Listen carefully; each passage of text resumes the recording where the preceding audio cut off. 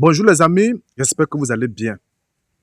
Bill Gates a décidé de finir avec la population namibienne, les amis. Bill Gates a décidé de rendre stériles les femmes namibiennes. Ça, c'est l'actualité qui nous revient de la Namibie. Bill Gates a promis à la présidente namibienne qui s'appelle Nandi Netumbo une somme de 2 milliards et demi de dollars pour mener une expérimentation, un vaccin sur les femmes namibiennes pour, pour rendre stériles ces femmes pendant 8 ans afin qu'elles ne tombent pas enceintes n'importe comment. C'est-à-dire pour contrôler les naissances. Mais cette brave femme namibienne a décidé, a rejeté cette offre venant de Bill Gates. Elle a dit non, je n'aime même pas d'abord de population. Moi, je ne suis qu'à environ 3 millions de population sur un territoire de 854 000 km². Vous vous en rendez compte? Sur un si vaste territoire, je rappelle que la Namibie, c'est 2 fois le Cameroun, 2 fois la Côte d'Ivoire, 2 fois tous les autres pays là. Un grand pays comme ça, qui a juste une petite population, et on vient en diminuer encore davantage. Elle a dit non. Donc je pense que nous les Africains, nous devons féliciter cette dame-là, voilà, qui protège la nation, cette présidente, cette vaillante dame africaine qui s'est opposée fermement. Mais je sais que Bill Gates va aller dans d'autres pays africains avec cette offre-là. Et puis, ils vont accepter, les amis.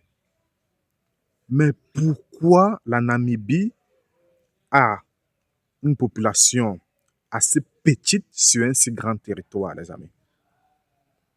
Je rappelle que dans les années passées, il y a eu une violente altercation entre les Namibiens et les Allemands. Les Allemands ont tenté de coloniser la Namibie, mais ils n'ont pas réussi, les amis. Les Allemands ont empoisonné les puits en Namibie. Ça a créé beaucoup de ravages à cette époque-là. Il faut le dire, il faut le rappeler, les amis. Les Allemands ont fait ça. Et il y a certains Allemands qui se sont installés en Namibie et qui ne veulent plus partir de la Namibie. Est-ce que ce n'est pas un plan fomenté par les Occidentaux pour prendre possession de la Namibie, les amis? Pourquoi est-ce que Bill Gates a choisi la Namibie? Ce n'est pas au hasard. On sait que ces gens sont très informés. Ils sont vraiment très informés. Pourquoi il a choisi la Namibie pour proposer ce vaccin-là? La Namibie, à mon sens, je fais mon analyse et puis vous allez me dire la vôtre en commentaire. À mon sens, le but, c'est de réduire de plus en plus la population namibienne, de rendre faibles ceux qui sont là, afin de mieux les annexer, les amis. Parce que là, il y a une volonté réelle d'annexer la Namibie et d'affaiblir sa population afin de la reconquérir. Parce que ces Allemands qui se sont installés là-bas ont décidé de ne plus partir de la Namibie malgré une violente altercation qu'il y a eu entre les populations namibiennes et ces Allemands-là. Ils ont dit qu'ils sont autochtones de la Namibie. Est-ce que vous comprenez ça? Et la Namibie, c'est en Afrique australe. Donc, je pense que là, on est en train d'assister petit à petit à un nouveau apartheid où les Occidentaux vont s'accaparer de la Namibie, les amis. Et la Namibie, avec une population aussi petite sur un territoire aussi grand, c'est dû aussi à des problèmes de santé publique, les amis. En Namibie, la population namibienne n'accouche pas beaucoup. Voilà. Et il y a aussi des problèmes de santé publique énormes en Namibie qui fait en sorte que la mortalité est élevée en Namibie, les amis. Donc, ce n'est pas possible que Bill Gates vienne encore en diminuer la population. On ne peut pas accepter cela. Selon moi, c'est un crime contre l'humanité, les amis. C'est un crime contre l'humanité. Une population aussi minime, le souci, c'est d'occuper la Namibie, les amis. Et ça va passer sous nos yeux. Pourquoi la Namibie? Je rappelle que par le passé aussi, Bill Gates a mené des expérimentations au Nigeria sur, à l'époque, quand le VIH venait de commencer avec le vent en poupe. Voilà. Il a mené des expérimentations d'un vaccin au Nigeria. Voilà, un vaccin contre le VIH où on inoculait le VIH vivant aux femmes nigérianes. Et tout ça par la corruption, parce que Bill Gates a donné de l'argent aux gouvernants nigériens de l'époque. Ils ont accepté faire ces expérimentations-là sur leur propre population, les amis. Et ça a créé des dégâts. Ces vaccins-là avaient créé des dégâts. Et ça fait de sorte que ces femmes nigériennes-là ont été contaminées du VIH. Est-ce que vous vous en rendez compte de ça? Mais est-ce que ce n'est pas mieux que les femmes dirigent l'Afrique?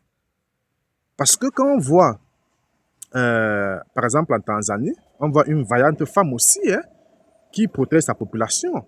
On voit la Namibie. Mais quand on voit les pays africains dirigés par les hommes, c'est du bordel, les amis. Ça ne va pas. Est-ce que ce n'est pas mieux qu'on milite pour que la femme puisse être présidente dans les pays africains? Parce que moi, je constate que les femmes protègent mieux, se soucient mieux de la population que les hommes, les amis. Arrêtons d'être misogynes. Essayons de donner aussi, à mon sens, je crois que on doit donner la place aux femmes pour qu'elles soient même présidentes. On essaie aussi de voir ce que les femmes sont capables de faire, les amis. Parce que trop d'hommes comme président à la tête de nos États, on constate que ça ne va pas. Ça, c'est mon analyse. Ça ne va pas, les amis. On doit donner la place aux femmes. Je crois que c'est mieux. La femme va beaucoup nous protéger. Et nos États aussi ne contrôlent pas leur santé. Je prends un exemple, par exemple, du Centre Pasteur. Le Centre Pasteur, c'est un institut, c'est un démembrement de l'Institut Pasteur de Paris qui s'est installé un peu partout en Afrique francophone. Ils sont en Côte d'Ivoire, au Cameroun, au Sénégal, en République centrafricaine, au Gabon. Vous voyez? Et c'est le Centre Pasteur qui contrôle la santé dans ces pays-là. Ça a tous les données. C'est au Centre Pasteur qu'on fait les vaccins, qu'on fait les recherches poussées, qu'on fait beaucoup de choses. Donc les centres Pasteur ont tous nos données. Et ce n'est pas normal. On ne peut pas être indépendant et laisser notre santé, les données sensibles comme ça, aux